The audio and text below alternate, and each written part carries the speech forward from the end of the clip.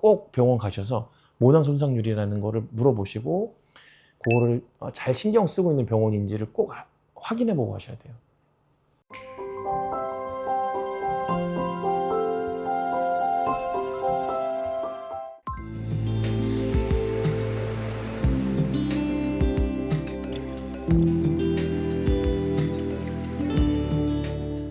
충성! 자, 안녕하십니까. 16년 동안 모발 이식을 해온 노블라인의 백현욱 원장입니다. 환자 중심의 의학 지식 채널 의사소통에서 오늘은 모발 이식과 탈모에 대해서 좀 알아보도록 하겠습니다.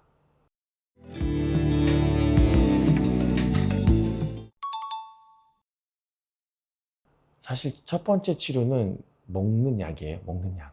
여성용 탈모도 그렇고 남성용 탈모도 그렇고 우선은 먹는 약으로 어느 정도 안정화시킨 다음에 그 다음에 이제 부가적인 뭐 수술을 하던 다른 치료를 하는 게 원칙입니다.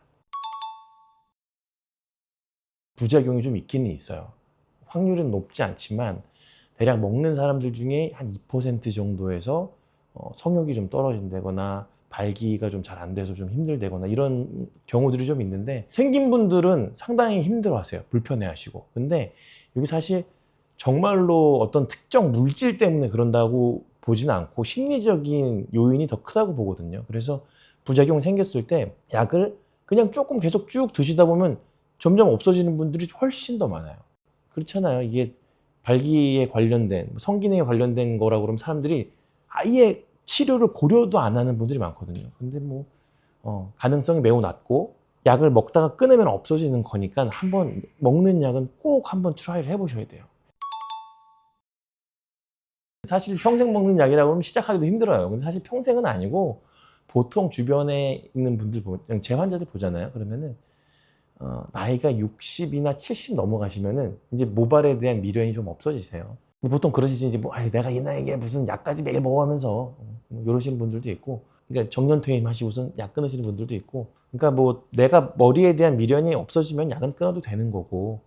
한 10년, 15년 있으면 뭐 좋은 치료 나올 거예요. 뭐 줄기세포 지금 연구도 하고 있고, 모발을 배양해서 이런 거 심는 것도 연구하고 있고 그러는데, 그때까지 버틴다라는 생각으로 하시면 될 것 같아요.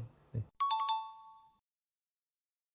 그렇죠. 남성형 탈모 같은 경우에는 그 생기는 원인이 되는 물질을 알아냈어요, 의사들이. DHT라고 하는 그 호르몬을 우리가 이제 알아내서 그 DHT의 농도를 낮추는 약물을 쓰면 아주 드라마틱하게 좋아지거든요. 근데 여성형 탈모는 남성형 탈모처럼 어떤 그 원인 물질이 딱 나오지가 않았어요. 지금 우리가 쓰는 여성 탈모 치료의 가장 핵심이 되는 약물은 미녹시딜이라는 약이에요. 바르기도 하고 먹기도 하는데, 사실 이 약은 혈관 확장제라서 혈압약으로 맨 처음에 만들어졌는데 환자들한테 먹이니까 몸에 여기저기 털이 나고 탈모가 개선이 되는 그런 거를 보고서는 의사들이 쓰기 시작을 한 거죠. 그래서 여자들은 미녹시딜이 가장 핵심이 되는 약물입니다. 그리고 이제 여자분들도 그런 피나스테리드나 두타스테리드처럼 남성형 탈모 치료제가 효과가 있을 때가 있어요. 탈모 타입에 따라서. 그래서 그런 것도 가끔 씁니다. 그러니까 약을 먹을지 말지를 판단하는 게 되게 힘든 일 중에 하나예요.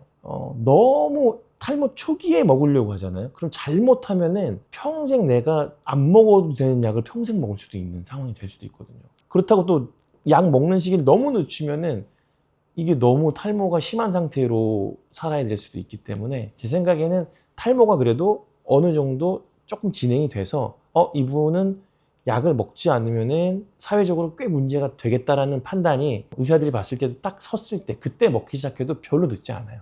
그러니까 너무 초기에 먹으려고 하지 말고, 어떤 분들 막 원장님 저 가족력 있는데 예방 차원으로 20살 때부터 먹으면 안 될까요? 라고 말씀하시는데 그 정도로 만만한 약은 아니에요. 내가 탈모 약을 먹어야 될지 말아야 될지를 전문가들, 의사, 저희처럼 탈모를 본 선생님들한테 꼭 보여주시고 확인을 받으셔야 돼요.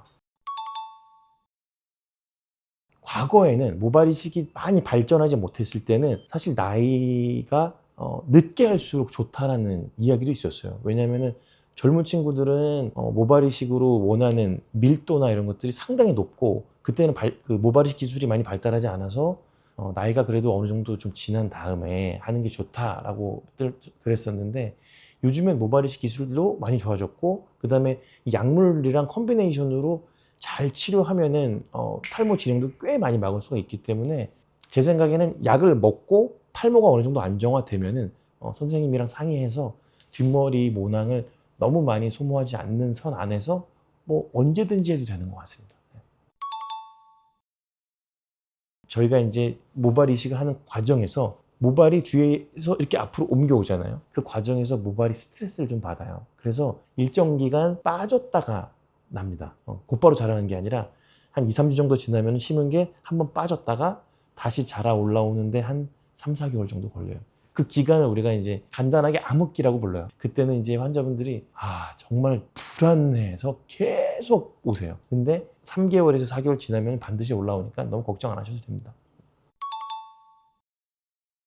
모발 이식 합병증 당연히 있죠. 모든 수술은 다 합병증이 있습니다. 성형 수술 중에 가장 그래도 안전한 수술 중에 하나예요. 뭐 염증이 생길 수도 있고, 그 다음에 조금 뭐 잘못되면은 조직 괴사 같은 것도 생길 수 있어요. 근데 이런 건 너무 드문 일이라서 그런 것까지 걱정하기 좀 너무 많은 걸 걱정하는 거고, 사실 가장 흔한 거는 심었는데 잘 안 나는 거. 이게 가장 큰 문제예요. 수술하고 났는데 심었는데 내가 기대했던 것만큼 안 올라오는, 생착이 잘 안 된 그런 경우들이 좀 있는데, 그래서 어느 정도 좀 경험이 있는 선생님들한테 가셔야 돼요.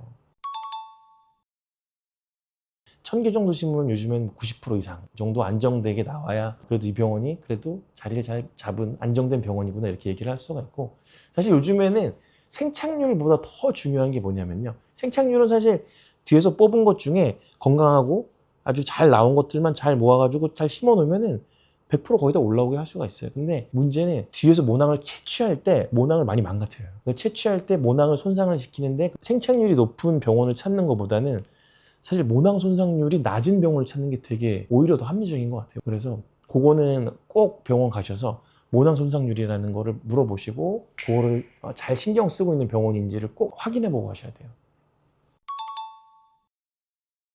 모발 이식 후에 약을 먹어야 되는 이유는 사실 이식한 모발이 더 잘 살기 위해서는 아니에요. 이식한 모발들은 약을 먹던 말던 수술을 잘 해놓으면 거의 다 살거든요.